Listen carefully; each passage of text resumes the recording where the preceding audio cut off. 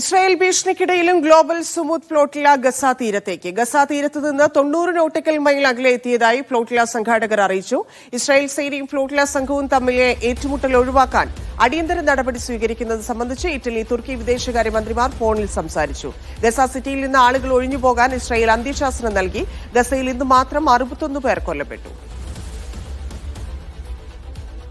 MCA Nasar ചേരുന്നു. MCA, തീരത്തോടടുക്കും തോറും വലിയ ആശങ്കയുണ്ടാക്കുന്നുണ്ട്. ഫ്ലോട്ടില ഗസയിലേക്ക് എത്താൻ ഇനി കുറച്ച് സമയം മാത്രമേ ബാക്കിയുള്ളൂ എന്ന് മനസ്സിലാക്കുന്നു. ഇപ്പോഴുള്ള ആശങ്കകൾ എന്തൊക്കെയാണ്? ഒപ്പം തന്നെ ആക്രമണം ഉണ്ടാകാനുള്ള സാധ്യത കൂടി.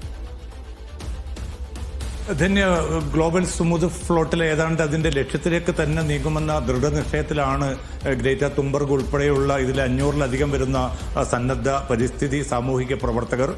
ഇസ്രായേലിന്റെ വലിയ ഭീഷണി നിലനിൽക്കുന്നുണ്ട്.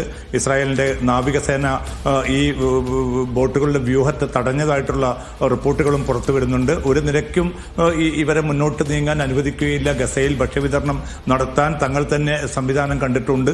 മറ്റേതെങ്കിലും ഏജൻസികളോ ഇതേപോലുള്ള സന്നദ്ധ പ്രവർത്തകർക്കോ ഇതിന് അനുമതി നൽകുകയില്ല എന്ന ദൃഢനിശ്ചയത്തിൽ തന്നെയാണ് ഇസ്രായേലും നിലനിൽക്കുന്നത്. അതേസമയം യൂറോപ്യൻ രാജ്യങ്ങളൊക്കെയും ഒരു സംഘർഷപൂർണ്ണമായിട്ടുള്ള അന്തരീക്ഷം ഒഴിവാക്കണം, ഫ്ലോട്ടിലയുമായി ബന്ധപ്പെട്ട ആളുകൾക്ക് പരിക്കേൽക്കുകയോ അപായം സംഭവിക്കുകയോ ചെയ്യുന്ന ഒരു സാഹചര്യം ഉണ്ടാകരുത്, അതിൽ നിന്ന് വിട്ടുനിൽക്കണം എന്നതുൾപ്പെടെയുള്ള ആഹ്വാനങ്ങൾ, സമാധാന സന്ദേശങ്ങൾ നൽകുന്നുണ്ട്. പക്ഷേ തങ്ങളുടെ ലക്ഷ്യവുമായിട്ട് മുന്നോട്ട് പോകുമെന്ന ദൃഢനിശ്ചയത്തിൽ തന്നെയാണ് ഇപ്പോൾ ഗസ തീരത്ത് നിന്ന് 90 നോട്ടിക്കൽ മൈൽ അകലെ നിലയുറപ്പിച്ചിരിക്കുന്ന ഈ ഗ്ലോബൽ സുമുദ് ഫ്ലോട്ടില സംഘാംഗങ്ങൾ.